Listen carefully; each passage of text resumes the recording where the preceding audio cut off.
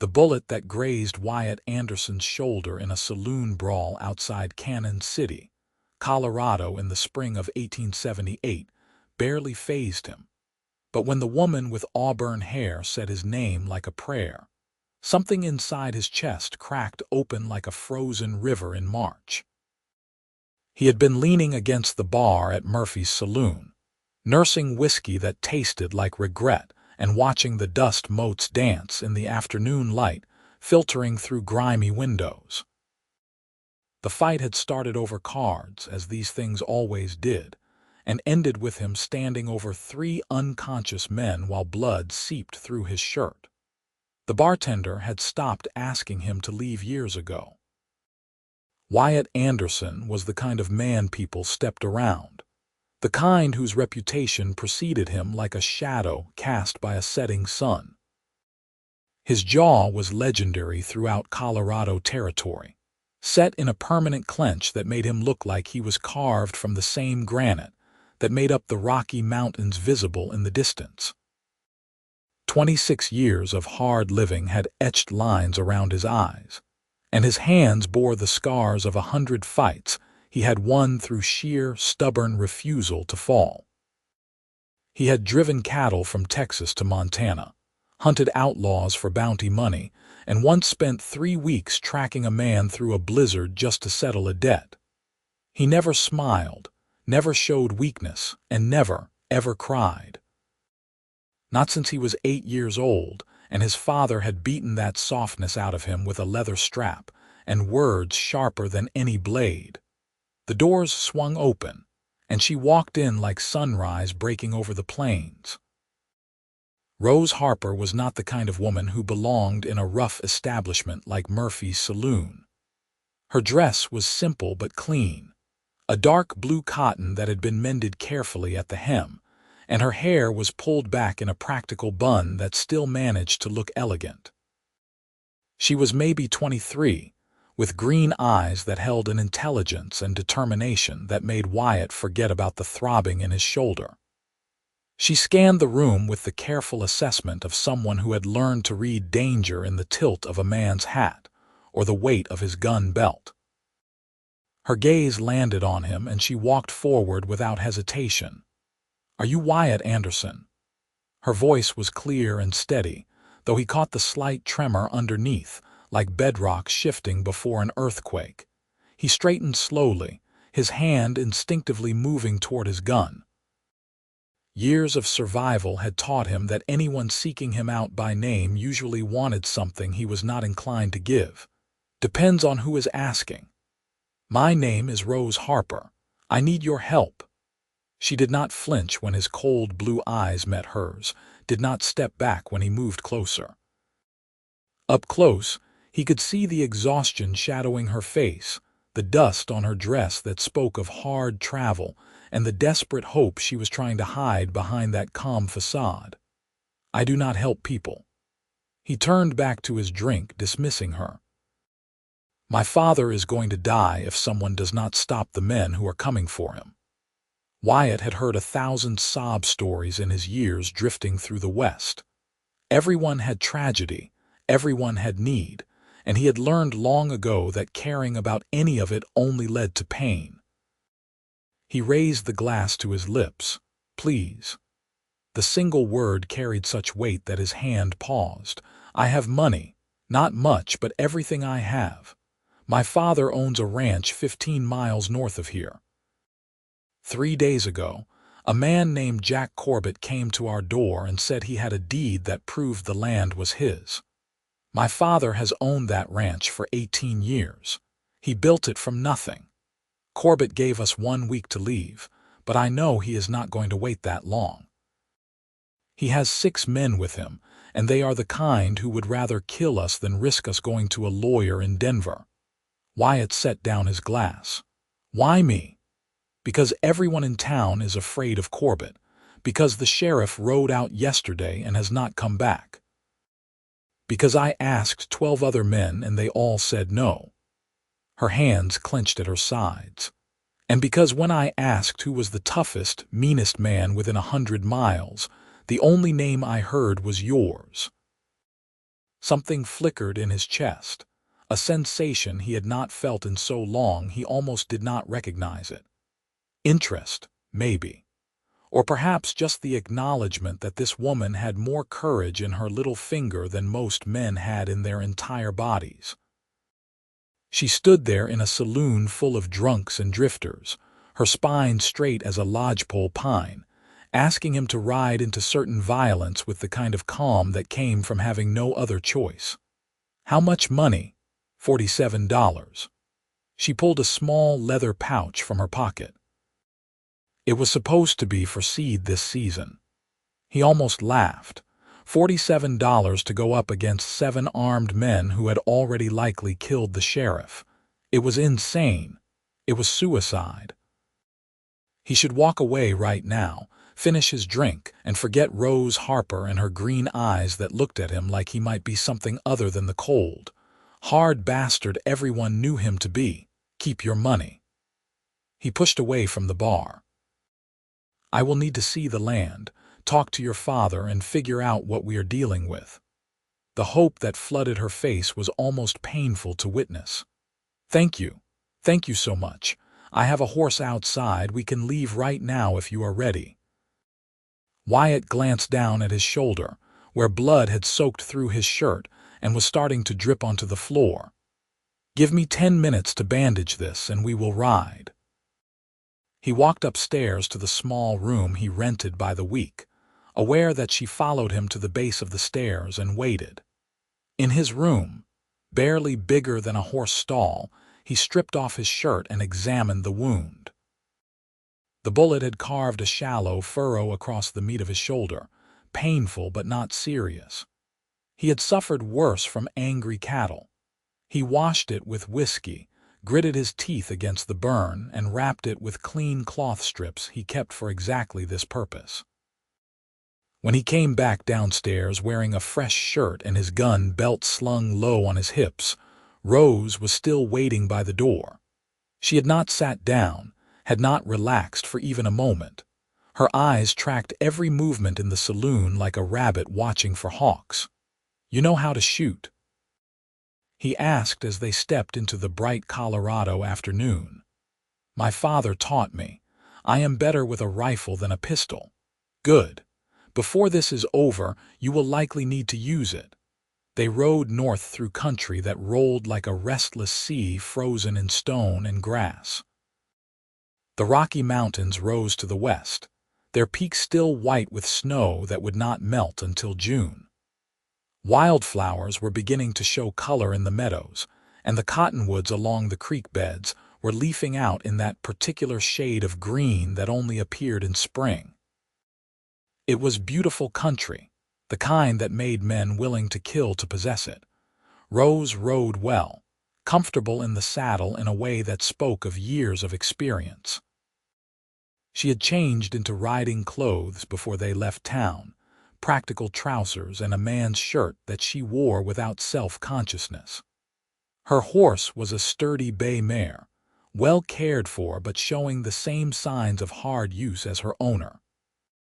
Tell me about Corbett, Wyatt said after they had covered a few miles in silence. He came from somewhere back east about 2 months ago, bought the old Samuels place and started hiring men, not cowboys or ranch hands, gunmen, the kind with cold eyes and quick hands. She kept her gaze on the horizon as she spoke. He has been making offers on all the ranches in the area, but when people refuse to sell, bad things start happening. The Morrison family lost half their herd to a stampede that everyone knows was no accident. The fence on the Johnson ranch got cut 3 nights in a row, and their cattle scattered into the hills. When Robert Pearson refused to sell, his barn burned down with all his winter hay inside.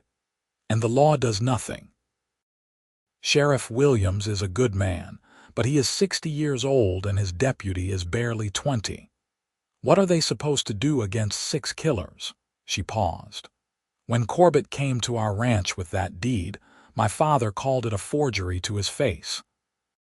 Corbett just smiled and said it did not matter what we believed. He said the land was his, and we had 1 week to leave or he would bury us on it. Wyatt considered this. Land grabs were common enough in Colorado territory, where property records were often incomplete, and the law was whatever the man with the most guns said it was. But something about this felt organized in a way that suggested Corbett was not working alone. Who would profit from running all the ranchers out of this valley? I have thought about that. There are rumors that the railroad is looking to extend a line through here in the next few years. If someone bought up all the land cheap, they could sell it back to the railroad for 10 times what they paid. Her jaw tightened. But none of that matters if my father is dead. The Harper Ranch came into view as they crested a low hill. It was a modest operation, a sturdy log house with a barn and several outbuildings arranged around a central yard. A creek ran through the property, lined with willows that provided shade and water for the cattle Wyatt could see grazing in the distance. Whoever had built this place had done so with care and an eye for the long term. The fences were straight, the buildings well maintained, and the land showed signs of good stewardship. A man emerged from the house as they rode into the yard, a rifle cradled in his arms. He was in his 50s, with graying hair and the weathered face of someone who had spent decades under the western sun. He lowered the rifle when he recognized his daughter, but the tension did not leave his shoulders. "Rose, I told you not to go looking for hired guns." "This is Wyatt Anderson, father. He is going to help us." Robert Harper looked Wyatt over with the same careful assessment his daughter had shown. Whatever he saw made him nod slowly. "Come inside. We will talk." The interior of the house was clean and comfortable, with furniture that had been built to last and curtains that let in the afternoon light. A stone fireplace dominated one wall, and Wyatt could see a small kitchen area separated by a wooden counter. This was a home, not just a place to sleep, and he found himself wondering about the woman who had made it so before realizing that Rose must have been the one to maintain it. They sat at a wooden table, and Robert Harper laid out the situation in more detail. The deed Corbett had produced looked legitimate on the surface, complete with official seals and signatures. But Robert had his own deed, filed with the Territorial Land Office in 1860, and had been paying taxes on the property every year since. More than that, he had improved the land in ways that would be documented if anyone cared to look. He had built irrigation ditches, planted trees, and registered his cattle brand with the local Stockmen's Association. "The problem is getting anyone to care," Robert said, his voice heavy with frustration. "Even if we could prove Corbett's deed is a forgery, that takes time. Lawyers, court dates, appeals. Corbett knows we do not have that kind of time or money. He is betting we will either leave or fight, and if we fight, he has the men to make sure we lose." "When are they coming?" Wyatt asked. "Tomorrow, if he keeps his word. Day after at the latest." Robert met his eyes. "I appreciate you coming out here, son, but I will not ask you to die for land that is not yours. Maybe it is better if we just leave." "No." Rose's voice cracked like a whip. "This is our home. You built this ranch with your own hands after Mother died. Every board in this house, every post in these fences, every acre that produces grass for our cattle represents years of your life.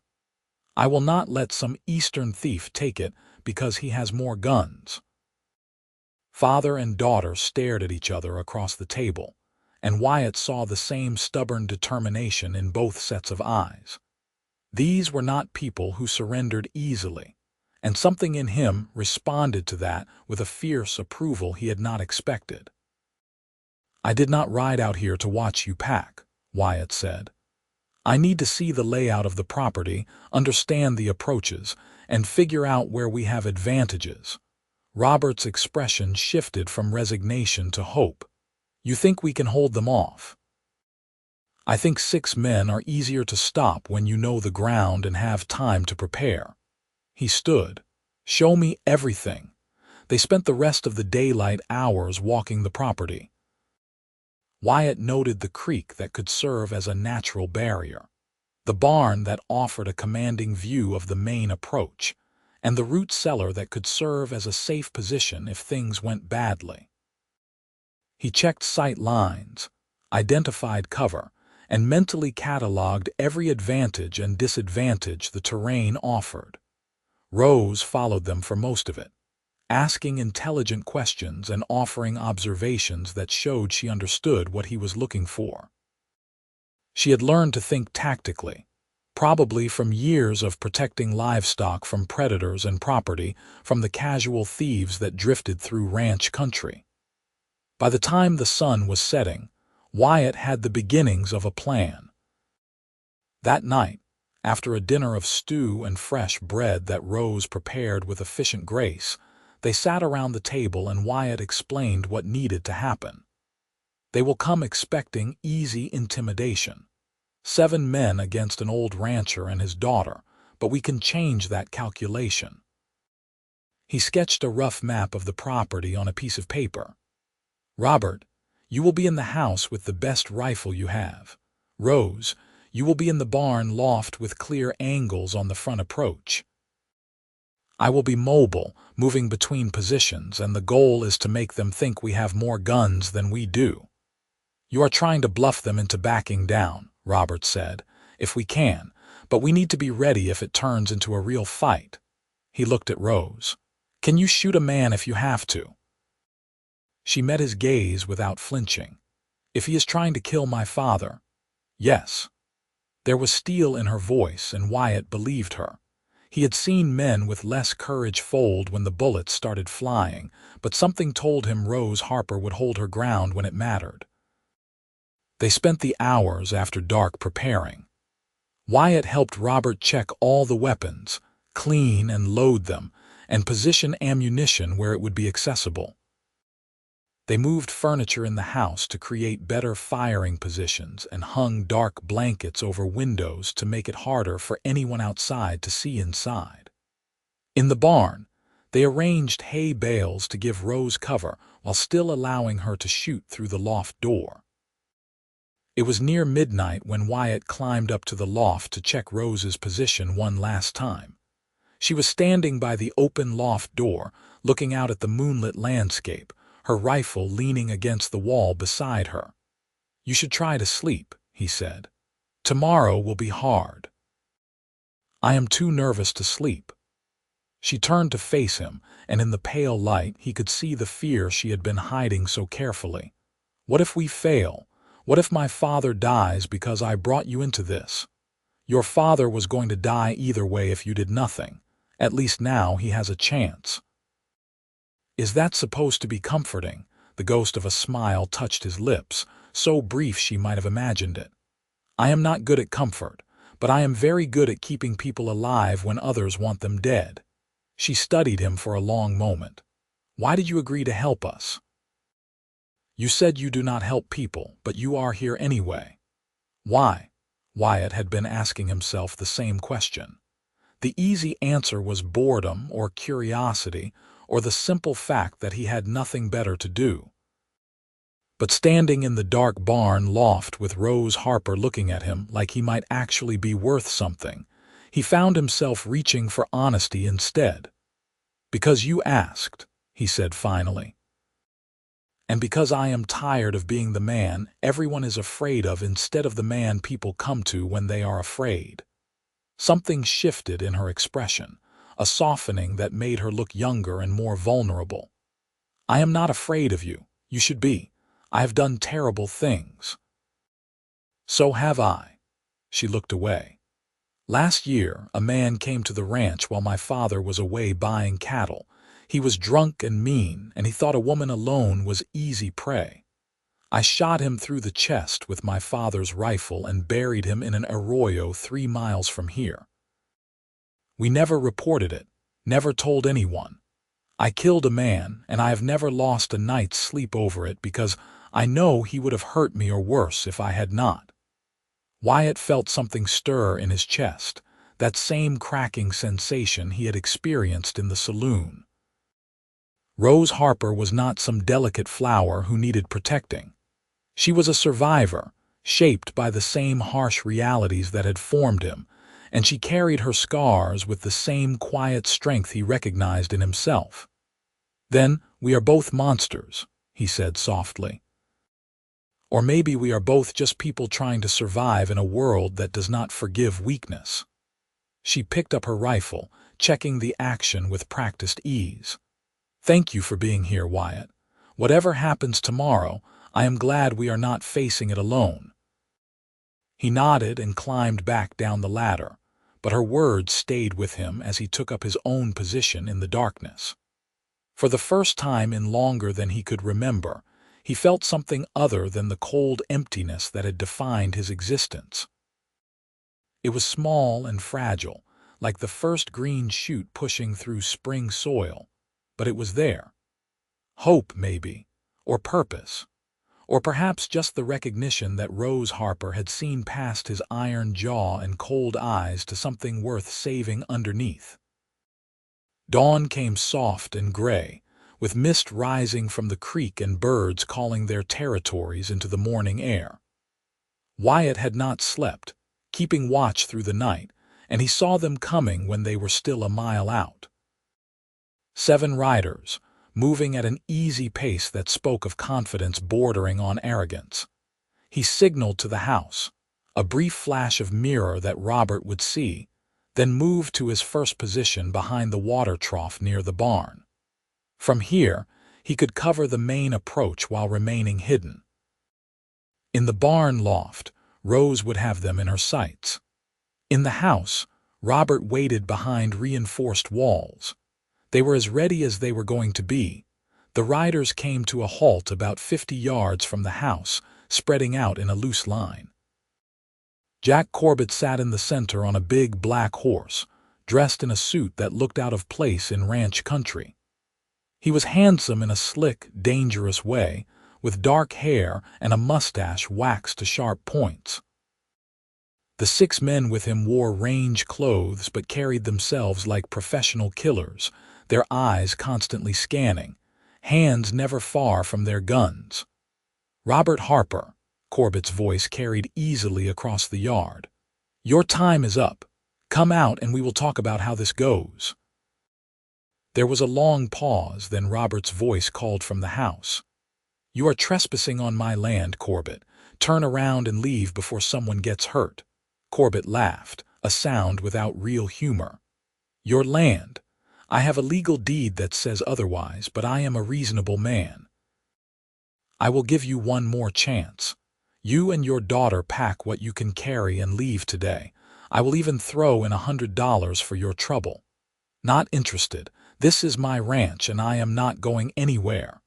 The humor drained from Corbett's face. "Then you are a fool." "Boys, burn the barn." 2 of the gunmen dismounted and started forward, carrying torches they must have lit before riding in. This was it, the moment everything either worked or fell apart. Wyatt stood up from behind the water trough, his rifle leveled at Corbett's chest. That would be a mistake. 7 guns swung toward him, but he did not flinch. From the barn loft, Rose stood up, her own rifle aimed at the men with the torches. In the house, Robert appeared at a window, his weapon tracking across the line of riders. 3 guns against 7, but positioned well enough that the first men to die would likely include Corbett himself. "Wyatt Anderson." Corbett's voice was flat. "Heard you were in Cannon City. Did not figure you for a ranch hand. I am not. I am the man who kills you if any of your boys move wrong." The 2 men with torches had frozen, looking back at Corbett for instructions. The morning air was thick with tension, every person in the yard calculating odds and trying to decide if this was worth dying over. "You are outnumbered," Corbett said. "You are outpositioned. By the time your men take us down, you will be dead and probably 3 others with you. That the legacy you want, killed over someone else's ranch. One of the gunmen shifted uneasily in his saddle. These were hired guns, not fanatics, and Wyatt could see them doing the math. Whatever Corbett was paying them, it was not enough to charge into prepared positions against people who had already proven they would fight. "This is not over," Corbett said, but Wyatt heard the uncertainty creeping into his voice. "Yes, it is. You made a play and it failed. Now you have a choice. You can ride away and find an easier target, or you can push this and watch your men die. Because we are not leaving, and we are not surrendering. That deed of yours is worthless against people willing to water this ground with blood to protect it." The silence stretched out, broken only by the wind moving through the grass and the nervous shifting of horses. Wyatt kept his rifle steady, his finger light on the trigger, his eyes never leaving Corbett's face. This was the moment that would determine everything. Either Corbett would back down or someone would make a move and the yard would erupt in gunfire. Finally, Corbett turned his horse. "Let us go, boss." One of the gunmen looked confused. "I said let us go. This land is not worth dying over." He looked at Wyatt with cold calculation. "But we will meet again, Anderson. Count on it." They rode away at a canter, leaving trails of dust hanging in the still morning air. Wyatt did not lower his rifle until they were out of range, and even then he stayed alert, watching to make sure this was not some elaborate trick. But they kept riding, disappearing over the low hills to the south, and slowly the tension began to drain from his shoulders. Rose climbed down from the barn loft, her hands shaking slightly as the adrenaline faded. Robert emerged from the house, his face drawn but relieved. They met in the center of the yard, the three of them standing in a loose triangle trying to process that they had survived. "Is it really over?" Rose asked. "For now," Wyatt said. "Corbett will not come back here, not after backing down in front of his men. But he might cause trouble in other ways." Robert clapped him on the shoulder. "You saved our lives, son. I do not know how to thank you. You can thank me by filing a complaint with the Territorial Land Office in Denver. Document everything that happened, get witnesses if you can, and make sure Corbett's forged deed gets exposed for what it is. That will protect you better than guns in the long run." They went inside, and Rose made coffee that tasted like salvation after the long, tense night. They sat around the table, the morning light streaming through windows that had almost witnessed a battle, and talked through what came next. Robert would ride to Denver within the week. He would hire a lawyer if he could find an honest one, and he would make sure there was an official record of Corbett's attempt to steal the ranch. Wyatt listened and offered advice when asked, but part of his mind was already drifting toward departure. He had done what he came to do. The Harper ranch was safe, at least for now, and there was no reason for him to stay. He should collect his horse, ride back to Cannon City, and resume the aimless drifting that had defined the last few years of his life. But when Rose looked at him across the table, her green eyes bright with gratitude and something deeper he did not dare name, he found himself reluctant to leave. "Stay for breakfast," she said. "It is the least we can do." So he stayed, and breakfast became lunch, and lunch became helping Robert repair a section of fence that had been damaged in the spring runoff. The work was simple and satisfying, the kind of honest labor Wyatt had not done in years.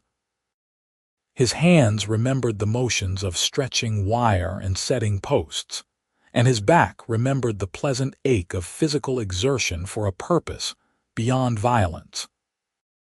Rose brought them water and sandwiches in the middle of the afternoon, and Wyatt found himself watching the way she moved through the world with such confidence and grace. She was beautiful, but it was a practical beauty shaped by hard work and harder choices. Her hands were calloused from ranch work, her skin sun-darkened, her hair escaping its bun in wind-blown strands she did not bother to tuck back. She was real in a way that made every woman he had ever known seem like pale shadows. "You are good at this," she said, watching him tamp down the earth around a fence post. "Most gunfighters I have heard of could not build a thing to save their lives. I was not always a gunfighter. My father owned a ranch in Texas before he drank it away. I learned to work before I learned to kill. Do you miss it, that kind of life?" Wyatt straightened, his shoulder protesting the motion. "I miss having something to build instead of destroy, but that is not the life I ended up with. Maybe it could be again." She said it casually, like she was commenting on the weather, but he heard the offer underneath. He wanted to say yes. Wanted it so badly it scared him. This sudden fierce longing for a life that included mornings working in the sun and evenings sitting at a table with people who cared if he lived or died. But he was Wyatt Anderson, the man with the iron jaw and cold eyes, and men like him did not get second chances at normal lives. "I should head back to town soon," he said instead. "There are things I need to take care of." Something flickered across her face, disappointment maybe, but she nodded. "Of course, you have your own life." Except he did not. Not really. He had a rented room and a reputation and nothing else that mattered. But admitting that felt like showing a weakness he had spent years learning to hide. So he just returned to setting fence posts and pretended he did not notice the way Rose's shoulders slumped as she walked back to the house. That evening, Robert insisted Wyatt stay for dinner, and this time the meal was a proper celebration. Rose cooked steaks from a steer they had butchered the week before, along with potatoes and carrots from the root cellar and biscuits that were light enough to float. They ate on the porch, watching the sun set over the mountains, and for a few hours, Wyatt let himself pretend this was his life. That he belonged here in this place, with these people who treated him like he was something more than a hired gun.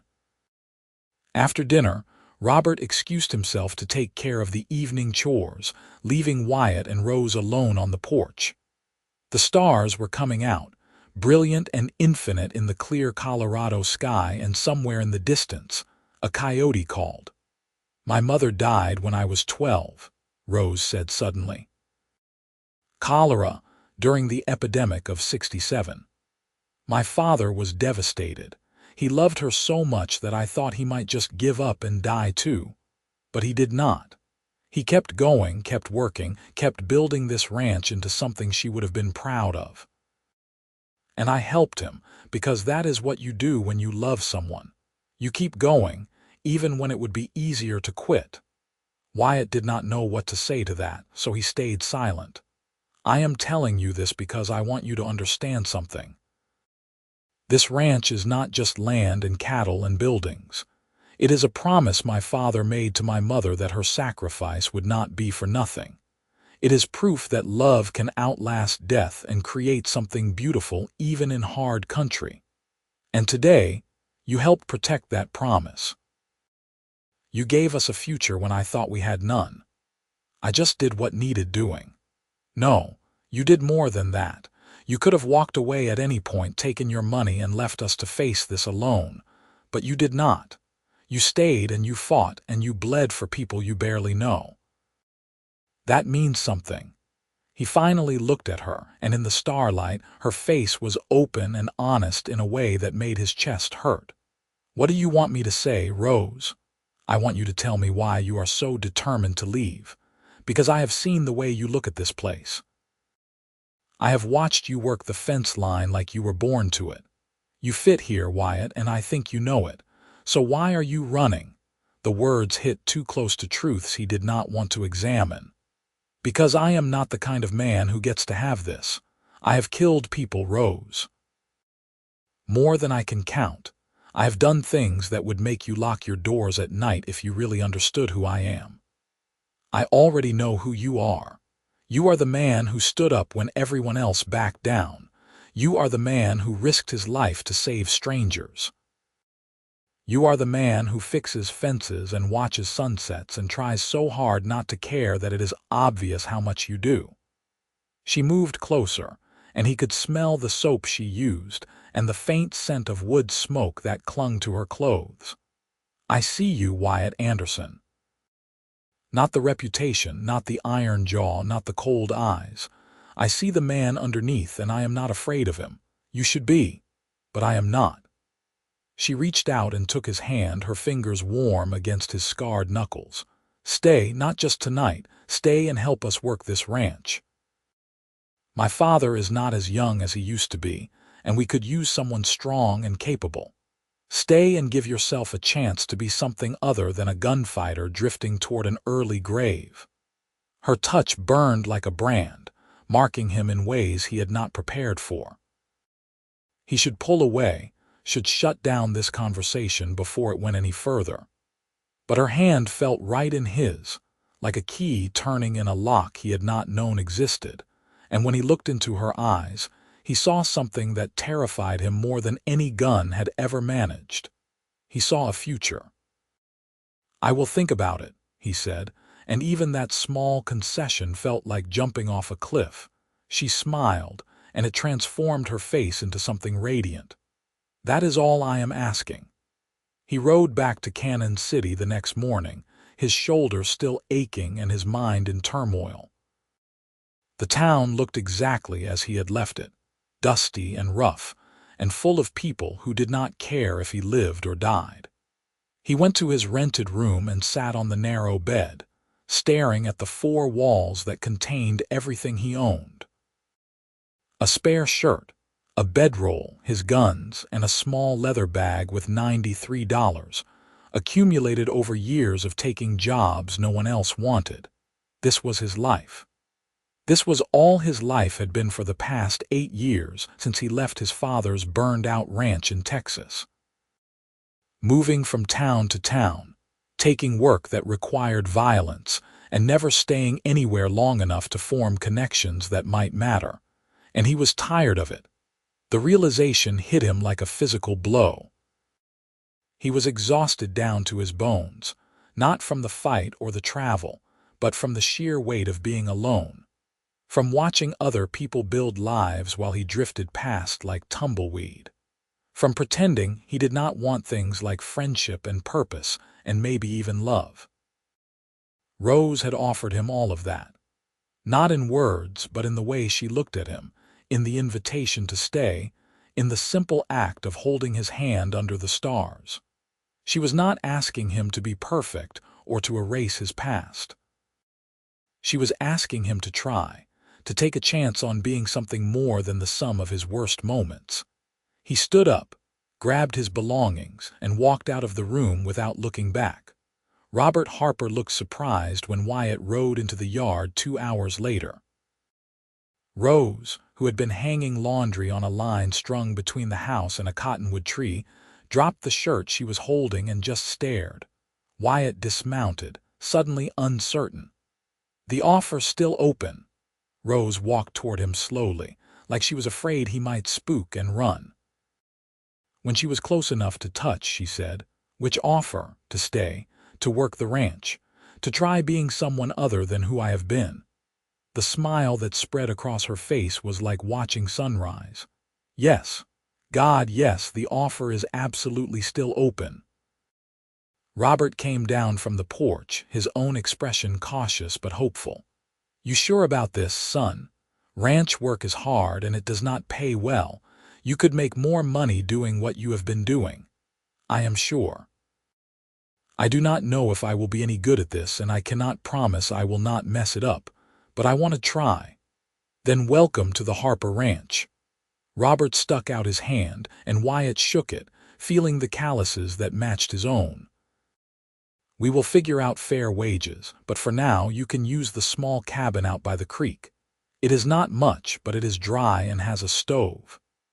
The cabin was indeed small, just one room with a stone fireplace, a narrow bed, and a table with 2 chairs. But it had windows that looked out on the creek and the mountains beyond. And after years of anonymous rooms in anonymous towns, it felt like a palace. Wyatt unpacked his meager belongings, unsaddled his horse and turned it out in the corral with the ranch stock, and tried to absorb the fact that he had just made the biggest decision of his life on an impulse.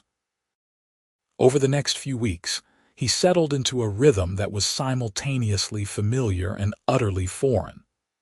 The work itself was not new. He had grown up on a ranch and still remembered how to handle livestock, repair equipment, and manage the 100 small tasks that kept a ranch operation running.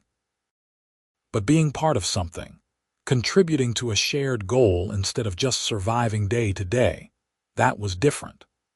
That required him to think about tomorrow and next week and next season instead of just making it to nightfall. He worked alongside Robert, learning the specific quirks of this particular piece of land. Where the grass grew thickest, where the creek tended to flood in spring, which cattle were fertile and which were getting too old to breed. They rode fence lines and checked water sources, and planned for the summer gather when they would round up the cattle for branding and separating out the steers to sell. And always, there was Rose. She was everywhere on the ranch, her presence woven into every aspect of the operation. She kept the books, tracking expenses and income with meticulous care. She maintained the garden that provided most of their vegetables. She cooked, cleaned, mended, and still found time to help with the outside work when an extra pair of hands was needed. She was competent in ways that made Wyatt feel clumsy by comparison, and she moved through her days with a confidence he envied. But more than that, she was kind. Not soft or weak, but genuinely kind in ways that confused him. She remembered that he preferred his coffee black and strong. She mended a rip in his shirt without being asked. She asked about his day and actually listened to the answers. Small things, perhaps, but they accumulated into something that made his chest feel tight and strange. A month after he arrived, they were moving a small herd of cattle to better grazing when one of the cows became mired in creek mud. Wyatt and Robert spent an hour with ropes and horses trying to extract the struggling animal, finally succeeding just as the sun was setting. They were all exhausted, covered in mud, and the cow was so panicked it kicked Robert in the leg as soon as it was free, sending him sprawling. Rose rushed to her father's side, checking the injury with quick, competent hands. "It is just a bad bruise, but you need to stay off it for a few days." "I cannot stay off it. There is too much work to do." "Then Wyatt and I will do it. You will rest, or this will turn into something worse." Her tone left no room for argument. So for the next 3 days, Wyatt and Rose worked the ranch together while Robert supervised from the porch with his leg propped up. They rose before dawn and worked until after dark, falling into an easy partnership that felt like it had existed for years instead of weeks. She taught him the specific needs of the ranch, and he taught her tricks for handling stubborn cattle and reading weather signs in the clouds.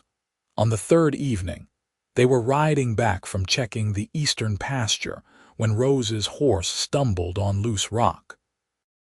She was a good enough rider to stay in the saddle, but the near fall spooked her mount, and it took several minutes of calm talking and gentle handling before the horse settled.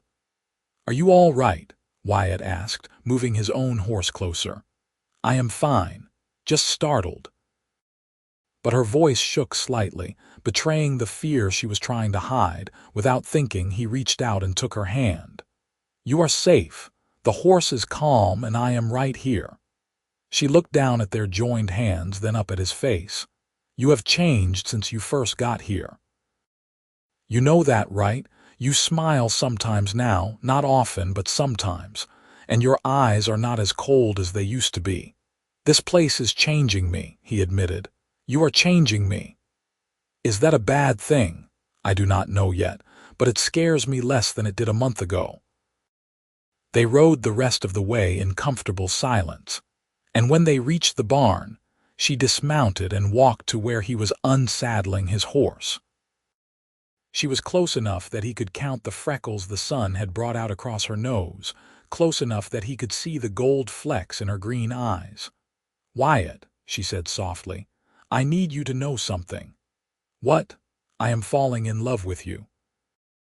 The words came out in a rush, like she had been holding them back for too long. "I did not plan to, and I tried not to, because I know you are still figuring things out. But it is happening anyway, and I cannot pretend it is not." His heart stopped. Actually stopped, or at least it felt that way, like someone had reached into his chest and squeezed.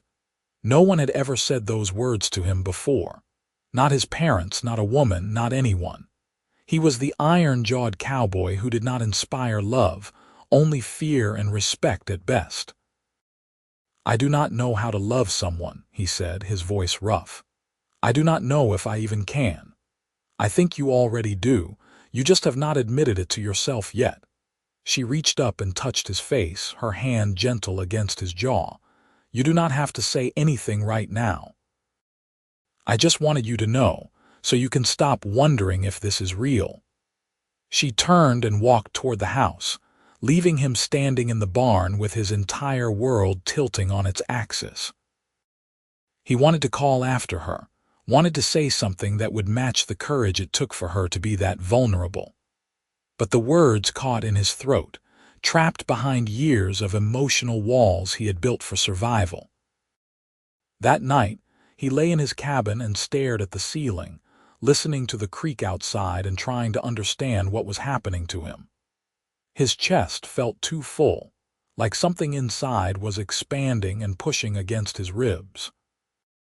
His hands shook when he thought about Rose's face as she told him she loved him. And behind his eyes, there was a burning sensation that he slowly realized was the precursor to tears he had not shed since childhood. He loved her. The realization crashed over him like a summer storm, sudden and overwhelming and impossible to deny. He loved Rose Harper with an intensity that terrified him, because it made him vulnerable in ways a gun never could. She had somehow slipped past all his defenses and found the part of him he had thought was dead, the part that wanted connection and purpose, and a reason to wake up in the morning. And he had no idea what to do about it. The next few days were awkward in ways that made Wyatt want to kick himself. He could face down 7 armed men without flinching, but talking to Rose about feelings turned him into a stammering fool. He avoided her when he could, threw himself into work when he could not, and generally acted like a coward. She gave him space, but he could see the hurt in her eyes when he turned away or changed the subject. She had offered him her heart, and he was too scared to accept it properly, and that knowledge ate at him like acid. It was Robert who finally confronted him. They were working on the barn roof, replacing shingles damaged in a spring hail storm, when the older man set down his hammer and looked at Wyatt with the kind of directness that could not be ignored. "What are you planning to do about my daughter?" Wyatt nearly fell off the roof. "Sir." "Do not play dumb, son. I see the way you look at her when you think no one is watching. I see the way she looks at you. And I see you running scared like a green colt that has never been haltered." Robert's voice was not unkind, but it was firm. "Rose deserves better than that. She deserves honesty and courage, even if the answer is not what she wants to hear. I do not want to hurt her." "Then stop hurting her by pretending you do not care. Either you love her or you do not. Either you want a future with her or you do not. But she deserves to know which it is." Wyatt sat back on his heels, the hot sun beating down on his shoulders. "I do love her, but I do not know how to be what she needs. I have spent years being hard and cold because that is how you survive. I do not know how to be soft, how to be vulnerable, how to be the kind of man who deserves someone like her. Do you think I knew how to be a husband when I married Rose's mother? I was a 20-year-old kid who barely knew how to tie his own boots, and she was the prettiest girl in town. I was terrified I would mess it up. Robert smiled at the memory. But she told me something that stuck with me. She said love is not about being perfect. It is about being willing to try, to fail, to learn, and to try again. You do not have to be perfect for Rose. You just have to be willing to show up and do the work. What if I fail? Then you will fail. But at least you will have tried, and that is more than most men can say. Robert picked up his hammer. Now, are you going to talk to my daughter, or do I have to knock some sense into you? That evening, Wyatt found Rose in the garden, pulling weeds by the light of the setting sun. He stood at the edge of the fence for a long moment, gathering courage before he finally spoke. "Can we talk?" She looked up, her expression guarded. "Of course." He opened the gate and walked to where she was kneeling in the dirt. Up close, he could see traces of tears on her face, and the knowledge that he had caused them made him feel like the worst kind of bastard. "I am sorry," he said. "I have been acting like a fool, and you did not deserve that. You do not have to apologize for not feeling the same way I do. I knew it was a risk when I told you. That is not it." He dropped to one knee in the dirt beside her, not caring that he was ruining his pants. "Rose, I do feel the same way. I am in love with you, so much it scares me half to death. I think about you constantly. When I am working, I am listening for your voice. When I am eating, I am watching the way you move through the kitchen. When I am lying in bed at night, I am thinking about what it would be like to have you beside me." Her eyes went wide. "Then why have you been avoiding me?" "Because I do not know how to do this. I do not know how to be in love, how to be vulnerable, how to let someone see all the broken parts of me and trust they will not run. I have spent years being the iron-jawed cowboy who does not need anyone, and I do not know how to be anything else." She reached out and took his face in both her hands, her fingers still dirty from the garden. "Then learn. With me, we will figure it out together. What if I am not good at it? Then you will not be good at it, and we will work on it, and eventually you will get better." She leaned forward until their foreheads touched. "I am not asking you to be perfect, Wyatt. I am asking you to be real, to let me in, to trust that I can handle the truth of who you are. I have killed people, done things that keep me awake at night. I am not a good man, Rose. You are a man who has survived in a hard world by doing hard things. That does not make you evil, it makes you human." Her voice was fierce. "And you are good where it counts. You protected us when you had no reason to. You stayed when you could have left. You work hard. You treat my father with respect, and you look at me like I hung the moon. That is the man I fell in love with, not some impossible ideal." The burning behind his eyes intensified, and Wyatt felt something crack open in his chest, that wall he had built so carefully over so many years finally giving way. A single tear tracked down his face, and then another, and then he was crying for the first time since he was a child. Crying for all the years of loneliness, for the man he had been forced to become, for the fear that he was not capable of this kind of love. "Stay," Rose whispered, her own tears falling now. "Do not run from this, do not run from me, just stay." He could not breathe. His chest was too tight, his throat closed, and those two words echoed in his head like a prayer. "Stay, stay, stay." It was the simplest request and the most profound, asking him to be brave enough to choose connection over isolation, hope over despair, love over fear. The iron-jawed cowboy, the man who never showed weakness, let the tears fall for once. "I will stay," he managed. "I will stay." She kissed him then, soft and sweet, and Wyatt felt the last of his walls crumble. He wrapped his arms around her and held on like she was the only thing keeping him anchored to the earth. They knelt together in the dirt of the garden as the sun set and the stars came out, two broken people choosing to be whole together. Eventually, they stood and walked hand in hand back to the house, where Robert took one look at their faces and smiled knowingly. They sat on the porch as they had so many evenings before, but this time Wyatt sat beside Rose with her hand in his, no longer afraid to show that he cared. "So I guess this means you are staying permanently," Robert said. "If you will have me, sir, and if Rose will have me. I think we can manage that." Robert's voice was warm. "Though we should probably discuss the fact that you are courting my daughter now, and what my expectations are for how you treat her." "I intend to marry her," Wyatt said, the words coming out before he fully thought them through. But once they were out, he realized they were absolutely true. "If she will have me. Not right now, but eventually. I want to build a life with her, raise children on this ranch, and grow old watching the sun set over those mountains." Rose's hand tightened on his. "That is a pretty big commitment from a man who could not admit he loved me 3 days ago." "I am done running. Done pretending I do not want things. I want you, Rose Harper. I want this life. And I am going to spend every day proving I mean it." She kissed him again, there on the porch with her father watching, and Wyatt felt something he had not felt since before his father turned mean and his mother died. He felt happy. Genuinely, deeply, bone-level happy in a way that made him understand why people fought so hard to protect the things they loved. The summer passed in a blur of work and growing closeness.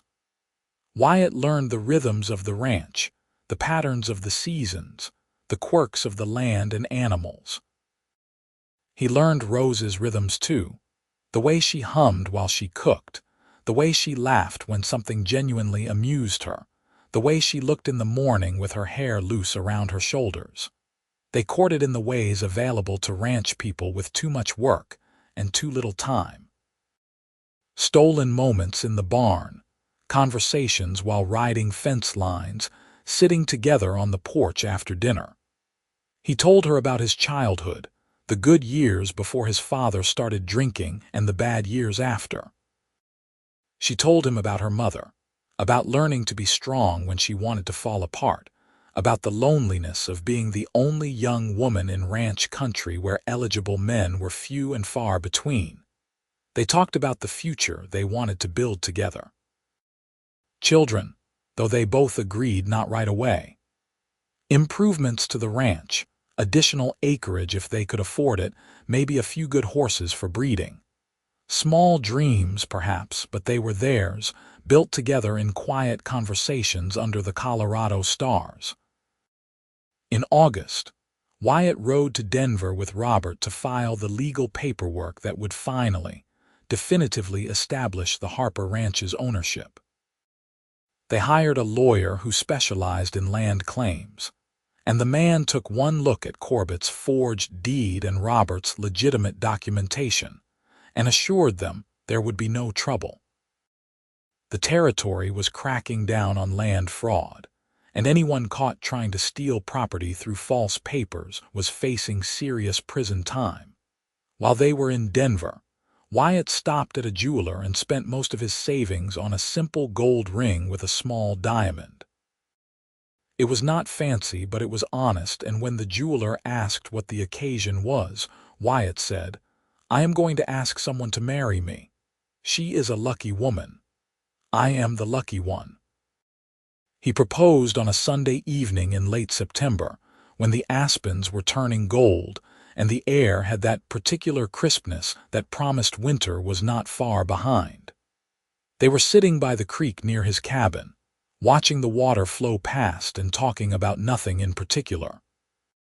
"Rose," he said, interrupting a story she was telling about a particularly stubborn calf, "will you marry me?" She stopped mid-sentence and stared at him. "What?" He pulled out the ring, his hands shaking slightly. "I know I am not the easiest man to love. I know I am still learning how to be the partner you deserve. But I love you more than I thought possible to love anyone, and I want to spend the rest of my life proving it to you. So will you marry me?" She looked at the ring, then at his face, and tears spilled down her cheeks. "Yes. Yes, of course, yes." He slipped the ring onto her finger, and it fit perfectly, catching the last rays of sunset. She threw her arms around his neck and kissed him with an enthusiasm that nearly knocked them both into the creek. And when they finally broke apart, they were both laughing and crying at the same time. They were married in October, in a small ceremony at the ranch with a circuit preacher Robert convinced to make a special trip. Rose wore a simple white dress that had been her mother's, altered to fit her frame, and Wyatt wore new clothes purchased specifically for the occasion. He felt awkward and overdressed, but when Rose walked toward him with wildflowers in her hair and love shining in her eyes, none of that mattered. The vows were traditional, promising to love and honor and cherish until death parted them. But when Wyatt said the words, he meant them with every fiber of his being. This woman had saved him in ways that had nothing to do with bullets or violence. She had shown him he could be more than his worst moments, that he was worthy of love and capable of giving it in return. Robert gave a short speech about how glad he was to officially welcome Wyatt into the family, and how he knew Rose's mother would have loved him. A few neighboring ranchers who had heard about the wedding showed up with food and well wishes, and they had a genuine celebration that lasted into the evening. That night, Rose moved into Wyatt's cabin by the creek, and they began their married life in that small room with the sound of water outside and the stars visible through the window. They made love with the tentative wonder of two people discovering each other for the first time, and afterward they lay tangled together, talking and laughing and marveling at the fact that this was now their life. "Are you happy?" Rose asked, her head pillowed on his chest. "I did not know it was possible to be this happy," he admitted. 6 months ago I was alone in a rented room with nothing but my guns and my reputation. Now I have you in this place and a future that means something. It does not feel real sometimes. It is real. I am real. This is real." She pressed her hand over his heart. "You are allowed to be happy, Wyatt. You do not have to pay for it with guilt or fear that it will be taken away." "I will try to believe that. Good. Because I plan to make you this happy every single day for the rest of our lives." She kept that promise. Their first year of marriage was not without challenges. The winter was hard, with snow that piled up to the eaves and temperatures that dropped so low the creek froze solid. They lost a few head of cattle to the cold, and there were weeks when they were snowed in with nothing to do but keep the fires going and pray the food held out. But through it all, they had each other. Wyatt learned to be vulnerable, to share his fears and doubts instead of bottling them up. Rose learned to accept help, to trust that Wyatt was not going anywhere even when things got difficult. They fought occasionally, usually about small things blown out of proportion by stress and exhaustion, but they always made up, learning to communicate in ways that strengthened rather than damaged their bond. In the spring, Rose told him she was pregnant. Wyatt's first emotion was pure terror. He had no idea how to be a father, had no good model to follow. His own father had been cruel when drunk and absent when sober, and the thought of repeating those patterns made him physically sick. But Rose took his face in her hands and said, "You are not your father.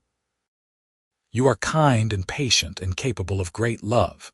You will be a wonderful father because you already know what not to do." The baby was born in November, a healthy boy with his mother's green eyes and his father's dark hair. They named him Thomas after Robert's father, and Wyatt held his son for the first time with hands that shook from fear and wonder. "He is so small," he whispered, afraid to move and disturb the tiny person sleeping in his arms. "He will grow," Rose said, exhausted but radiant. "And you will teach him how to be strong and good, just like you are." Wyatt looked down at his son and felt something shift in his chest again, that same cracking sensation he had experienced when he met Rose, but deeper this time. This was not just about him anymore. This was about building something that would outlast him, about being part of a family that stretched forward into a future he might never see. "I love you," he told Rose, his voice thick with emotion. "I love both of you so much." "We love you too," she replied. "Now come to bed before you fall asleep standing up." Raising Thomas was simultaneously the hardest and most rewarding thing Wyatt had ever done. The baby cried at all hours, needed constant attention, and turned their orderly life into organized chaos. But watching his son grow, seeing personality emerge in smiles and babbling and eventually first words, filled Wyatt with a pride he had not known existed. He taught Thomas to walk by holding his chubby hands and letting him toddle across the cabin floor. He sang lullabies he barely remembered from his own childhood, his rough voice surprisingly gentle in the darkness. He changed diapers and warmed milk and walked the floor at 3 in the morning when Thomas would not settle, and through it all, he felt like he was becoming someone new. Someone better. Robert adored his grandson and spent hours playing with the boy, telling him stories and teaching him the names of things. The older man's health was declining, arthritis making it harder to work the ranch, but his spirit remained strong. He told Wyatt once that Thomas was the best thing that had ever happened to the family, proof that good things could come from hardship. 2 years after Thomas was born, Rose became pregnant again. This time Wyatt was more confident, less afraid, and when their daughter arrived in the spring of 1882, he welcomed her with tears of joy. They named her Clara, after Rose's mother, and she had her father's blue eyes and a temperament that suggested she would be a force to be reckoned with. The ranch prospered under their combined efforts. Wyatt had a gift for reading cattle and land, and his suggestions for improving grazing and water management increased their productivity significantly. Rose managed the business side with the same fierce competence she brought to everything, and together they slowly built the Harper Ranch into one of the most successful operations in the region. Wyatt's reputation as a gunfighter faded as new stories replaced old ones. People started knowing him as Rose Harper Anderson's husband, as Thomas and Clara's father, as the man who could gentle a wild horse or build a barn that would stand for generations. He still carried a gun, still knew how to use it, but it became a tool rather than an identity. Robert passed away in his sleep in the winter of 1883, and they buried him on a hill overlooking the ranch he had built. Wyatt cried openly at the funeral, no longer ashamed of his tears, and told stories about the man who had become the father he had always needed. Rose grieved hard but found comfort in knowing her father had lived to see his grandchildren, and had died knowing the ranch was in good hands. That spring, they officially changed the ranch's name to Harper Anderson Ranch, acknowledging the partnership that had built it. They added more land, purchased better breeding stock, and hired 2 reliable hands to help with the increasing workload. Wyatt trained them personally, and he found he enjoyed teaching, passing on knowledge he had accumulated over years of hard experience. Thomas grew into a serious, thoughtful boy who loved books and animals in equal measure. Clara was wild and joyful, always into mischief, always asking questions. Wyatt loved them both with an intensity that sometimes overwhelmed him, and he made sure they knew it. He told them he loved them every single day, hugged them freely, and never once raised a hand to them in anger. He was determined they would grow up knowing they were valued and cherished, that they would never doubt their father's love.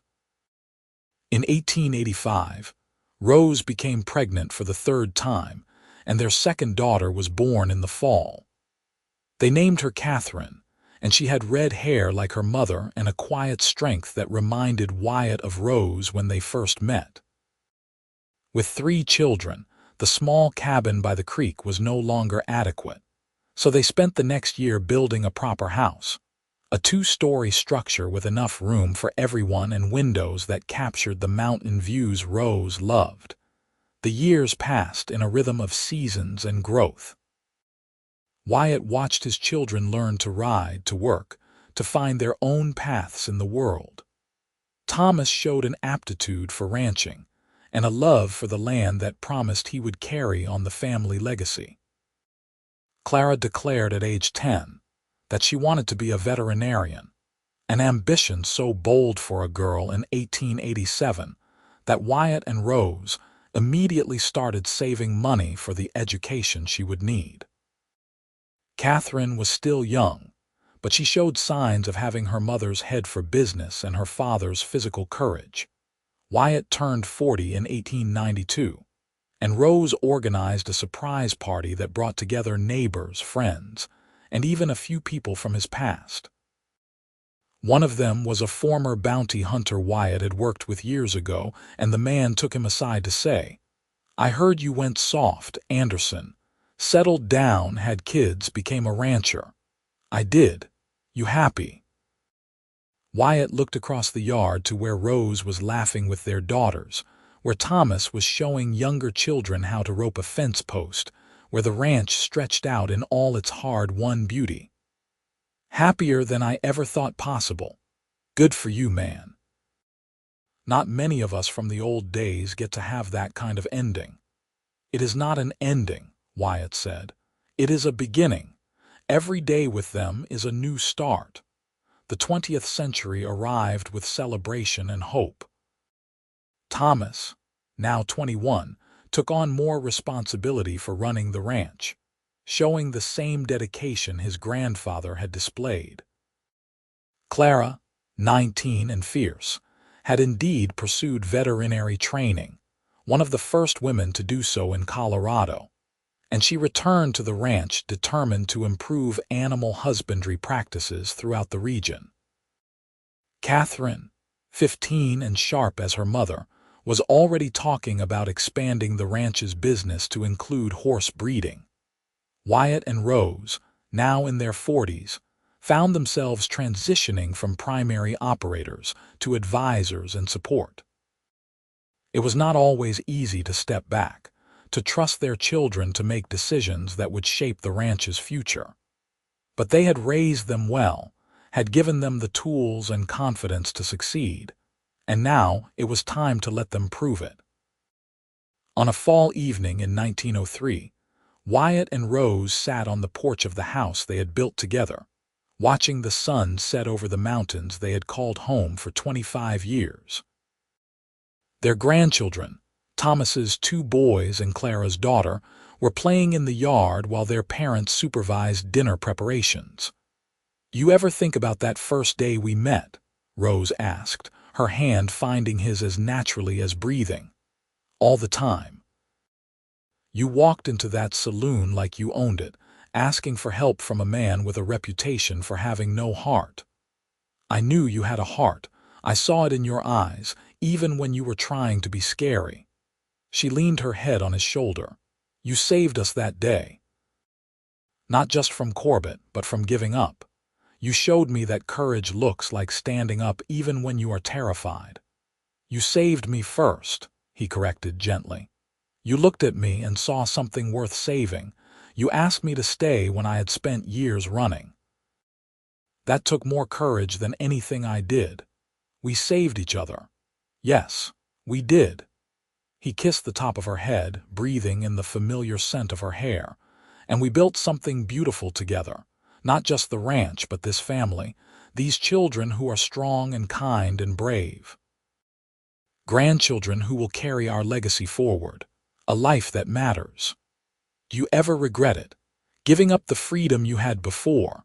Wyatt thought about the man he had been, alone in that rented room, defined by violence and isolation. He thought about the years of drifting, of having nothing and no one who cared if he lived or died. And then he thought about the life he had now, full of love and purpose and connection. "Not for a single second," he said. "That was not freedom. It was just another kind of prison. This, right here with you and our family, this is real freedom. The freedom to be more than my worst self. The freedom to love and be loved. The freedom to build instead of destroy. Rose lifted her face to his, and he kissed her softly. This woman who had seen past his armor to the man underneath, who had loved him when he could not love himself, who had given him a reason to be better than he ever thought possible. The iron-jawed cowboy had learned to smile. The man who never cried had learned that tears were not weakness, but proof of having something worth weeping for. The drifter had found a home, not just in a place, but in a person, in a family, in a life built one day at a time through choice and commitment. As the stars came out over the Colorado plains, Wyatt Anderson held his wife close and felt nothing but gratitude for the moment Rose Harper had said his name like a prayer and asked him to stay. He had been unable to breathe under the weight of her offer, unable to imagine deserving such grace. But he had found the courage to accept it anyway, and that choice had changed everything. Their children came out to join them on the porch, 3 adults now with lives and dreams of their own, but still gathering as they always had at the end of the day. The grandchildren settled down, tired from their playing. Someone started singing an old song, and others joined in, their voices blending in the gathering darkness. This was the life Wyatt had never dared to dream of, the future he thought belonged only to better men.